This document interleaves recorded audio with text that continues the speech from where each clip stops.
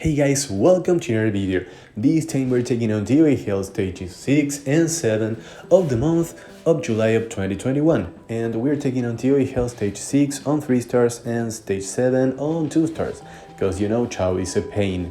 So guys, the stage 6 team is free to play. So yeah, everyone can build this, and the room requirements, even though they are high, they are not too crazy. So you can see them. And this will be fairly easy if you can clear the second wave. Now guys, the turn order here will be for your Spectra to move first in order to apply attack break and especially speed break on every single enemy, and then you will be able to push them back with Tyrone.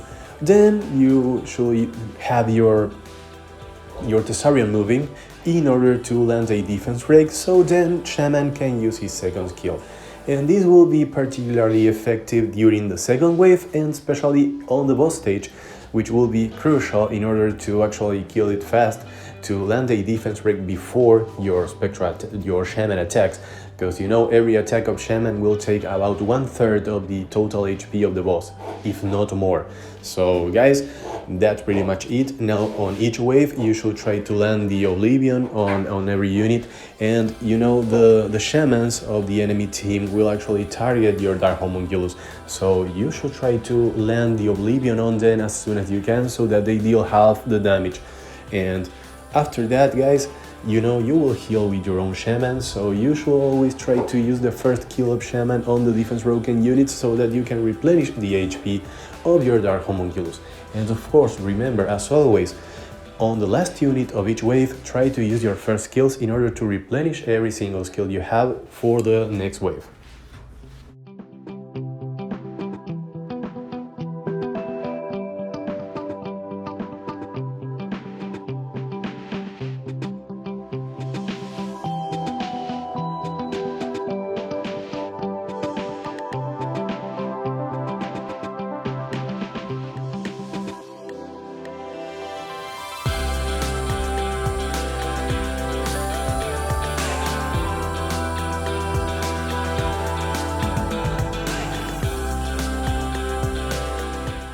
And we are done with this first wave, and you know guys, this second wave is the crucial one, and Leo will always target your Tyrone and will push him back. However, it's not a problem. You should use the AoE pushback and attack break from your Spectra first, and then go for Ragdoll first with your Thessarian. If you manage to land the Oblivion, then this stage will be doable, you know, and then go for the Oblivion on the Leo so you can abuse your higher speed and actually their speed breaks, you know, so that speed advantage goes on your side. And then you should try to Oblivion the Lycas one by one, and of course always try to attack the Lyca that's Oblivion so that you don't risk getting a revenge from Lyca, which will actually deal tons of damage on you and may apply a dot as well.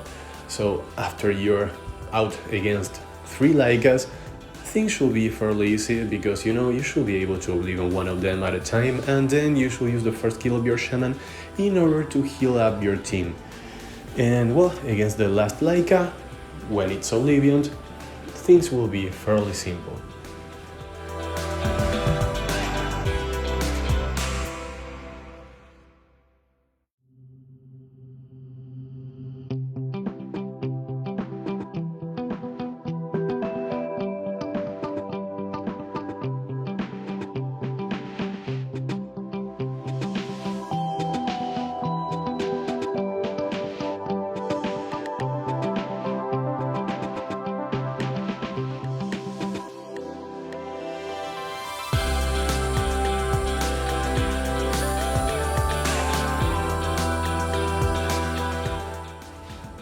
And we are almost done. Here we are.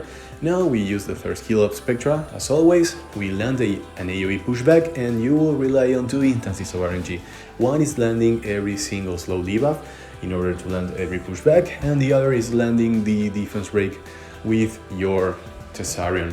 And you know, the second skill of Tyrone is usually really consistent, so you should not have many problems with that. And you know, violent procs actually help as well. So yeah, this boss stage is much easier than the second wave though. So guys, we're moving on to TOE Health Stage 7, and here guys, we are not using a fully free-to-play team, we are using Ganymede here.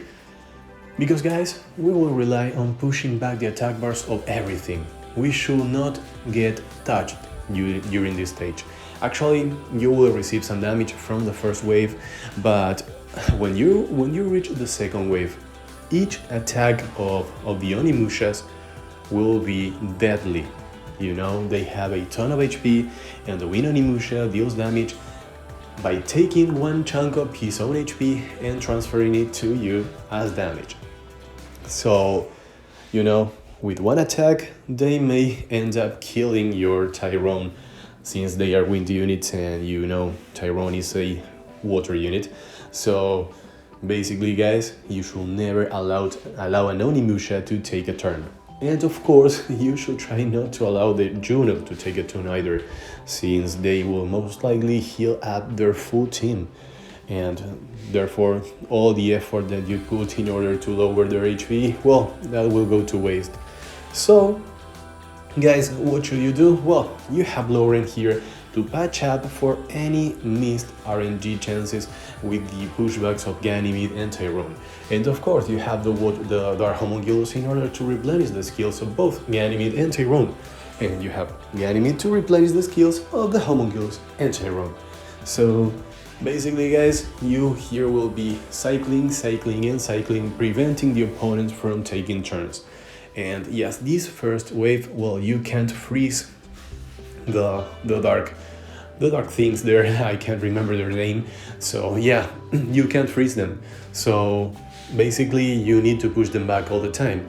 Now during the second wave, you are able to freeze the Onimushas. However, they are wind element, and your unit that actually freezes is of the water element, so it will not be so easy to do. So guys, there will be some RNG involved. This took me 2 tries in order to complete it with this team. The first one, I actually failed at the boss stage, because yes, the boss stage will be a pain as well. It really seems that this stage was built in order to stress out the players.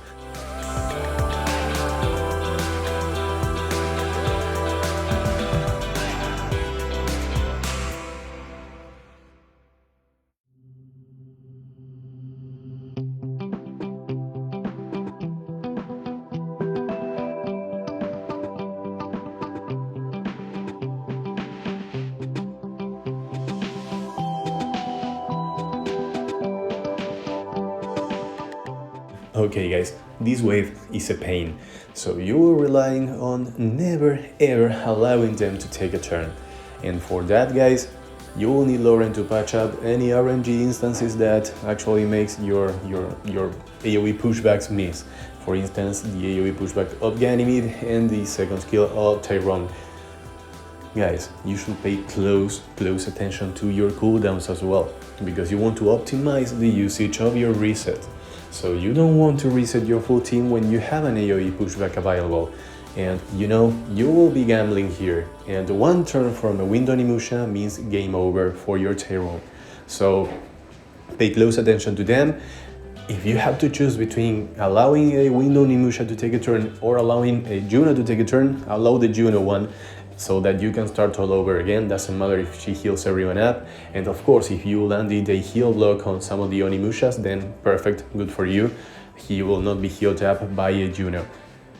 And Juno will not deal a deadly attack to any of your units. So if you have to choose between one of them taking a turn, then give a turn to the Juno.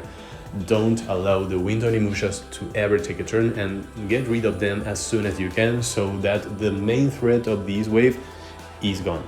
So after that, you will end up against 2 Junos, so you have 1 Lauren, which is enough to push back one of those Junos, and of course you have the AoE pushbacks. So guys, use the last Juno in order to replenish your skills. Since you have Lauren, you should be able to push her back indefinitely, so that won't be a problem once you get rid of the rest of the team.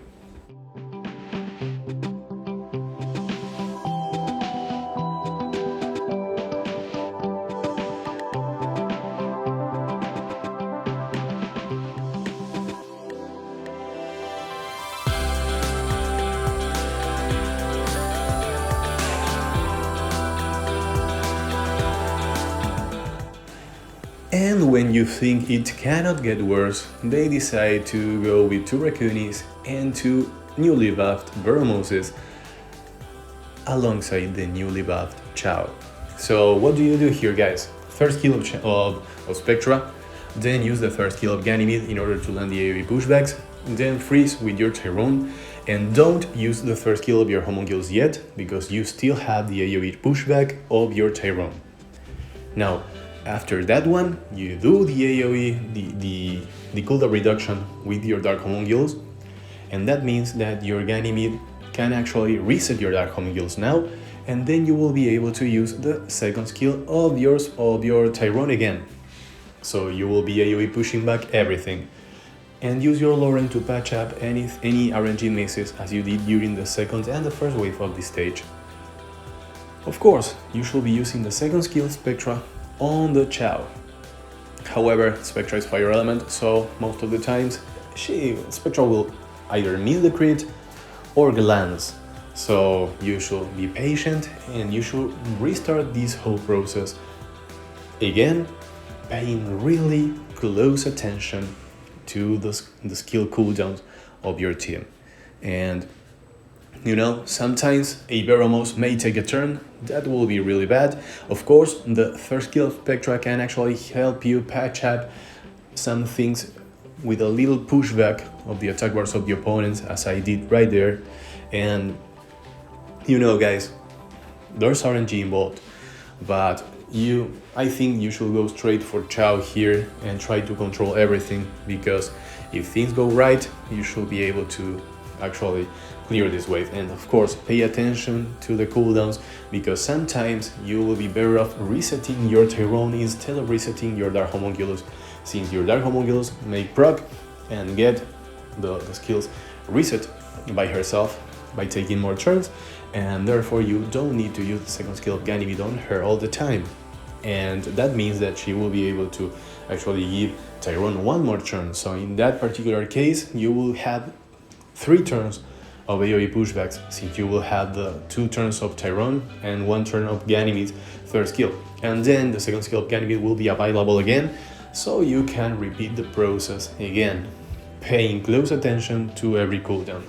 So guys, that's pretty much it, and I will let you watch the end of this run. And guys, thank you very much for watching this. If this was useful for you, please leave a thumbs up, leave a comment, subscribe, and remember, if you have any questions about the game, let me know in the comment section and I will be very happy to reply as always. Guys, see you all in the next one. Bye bye.